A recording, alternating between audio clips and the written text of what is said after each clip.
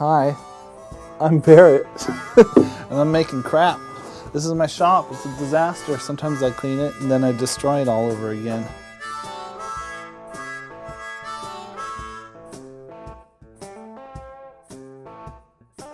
I'm Barrett Lizza. I've had the shop for 4 years, and I love it. I make all sorts of things for the store, and I find a bunch of stuff for the store. I find antiques, oddities, and then also pieces of things to make assembly art, and pretty much whatever comes up in my brain. I kind of do whatever I kind of want, and that's the dream. I go to Value Village, I go to thrift stores, I go to abandoned buildings, I walk around in the forest and look for bones, and then I know a lot of artists that are older and they want to give stuff to me. It's kind of steampunky, industrial, rusty, old, kind of spooky. I'm pretty happy dude, but everything I make ends up being spooky, kind of, and even my paintings and all that other stuff. I've learned from coming from nothing, so it's like, oh, I got this old piece of wood, and then, oh, I found these old cool metal things, and then, oh, what's this crazy thing? And then I go, well, what can I make out of what I have here that will be cool? This spot came available, and I was like, let's do it. I'm gonna do it. That's a good price. And so then I moved into here, but then that was 2 months before COVID, and so that kind of sucked. It was kind of okay though. I'm used to scrounging, so it gave me time actually to fill the store more and to kind of collect more things. Like, no one was going anywhere. So what's the best time to go look in abandoned buildings is when everyone's stuck inside the house. So I would look for junk, and then I would honestly say I made the most money I ever had when COVID was closed, because I've always been self-employed forever.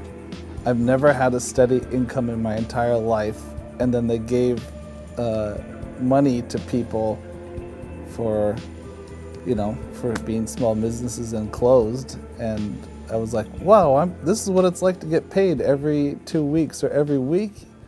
This is amazing. I could pay all my bills. This is insane. So I survived, and now I want to make this bird. I was thinking of raven and blowtorching it. So I would do that, and then like that.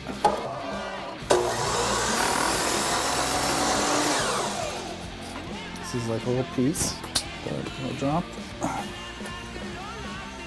And then I could put all over this entire thing, a bunch of them layered on top of each other, so it'd be like feathers, right?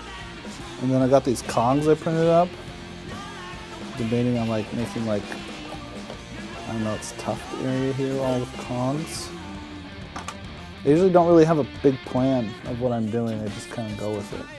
Kind of a plan, and then I have to see what I have laying around, There's a bunch of wood everywhere.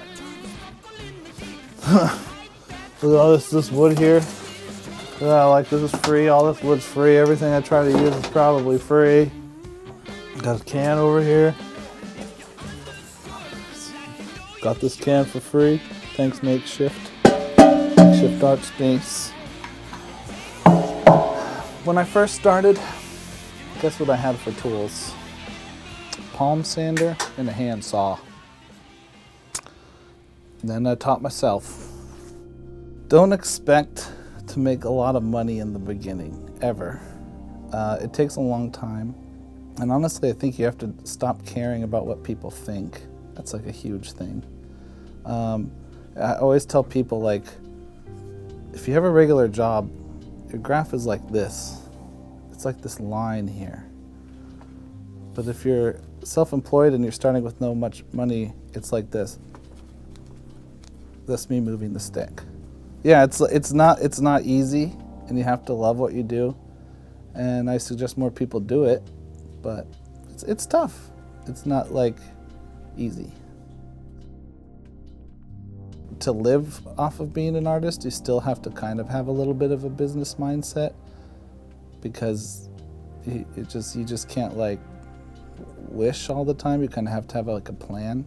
Just doing what you like is happy. And I have a whole thing, I did a whole talk with my mom yesterday about community, and And I actually like, because I'm like a showman person, I actually like making the community happy. It's like one of the main things of the store. Like I'd probably quit, but I get so many people that come in here that like love it and they're like so amazed. And I mean, I'm almost getting too used. I mean, I'm not like bragging. I get so many compliments. It's like crazy. And so like, I'm like, oh, that's sweet. That's sweet. That's sweet. They're like, please keep going. And I'm like, buy something. Please just buy something. Like, if you want me to keep going, buy a rock, buy a whatever. Like, and then, but like the community, like I think even if I was failing or whatever, then the community would probably help me. So that's good. Like, just, it makes me feel good that keep going.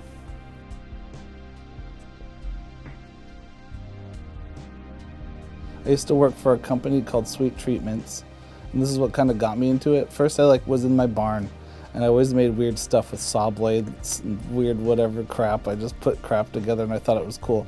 My mom was on the airplane, and she sat next to this lady that had this big company in Oakland that does festivals and all sorts of things. And then she said she didn't have enough creative people. And so then she hired me, and my first show was for fish.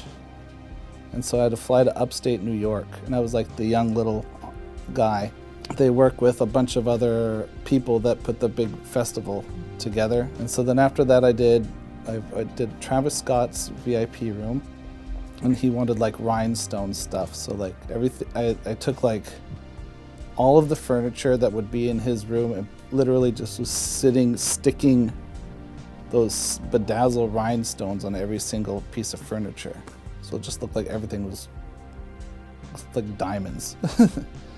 And then I did stuff for Beyonce and Madonna, the Lumineers, the suites for the NFL when the Seahawks were playing against the Panthers. And then I have kids, so I couldn't fly all the time over there. And then the hours kind of suck. People think that events are, they're like, oh, you get to do stuff for artists. It's like, I never really got to see the artists. I made this stuff.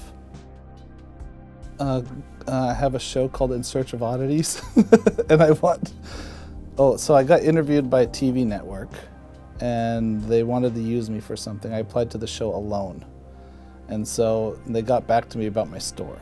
And so, I mean, it's not, you don't have to put this in there, but I like to say, like, they said, we don't know what to use you for, but we want to use you for something. So then I started making my own little show called In Search of Oddities. So go on like YouTube and like and subscribe, because that's like my proof to them that I have a concept. I'm from a small town, and I was kind of told that you can't make a living, you can't do those kind of things. But I just kept doing it. I don't know why. It's like some people, I don't know, they're really good at math, and they're just like naturally they like math. And I'm not. I always like to say, like, I'm not a pro at anything. I just do stuff. This was found in the woods.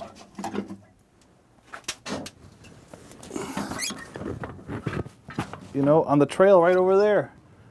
Some guy said, if you go down the trail this far and go in the woods, you're gonna find this thing. This is a baby scale.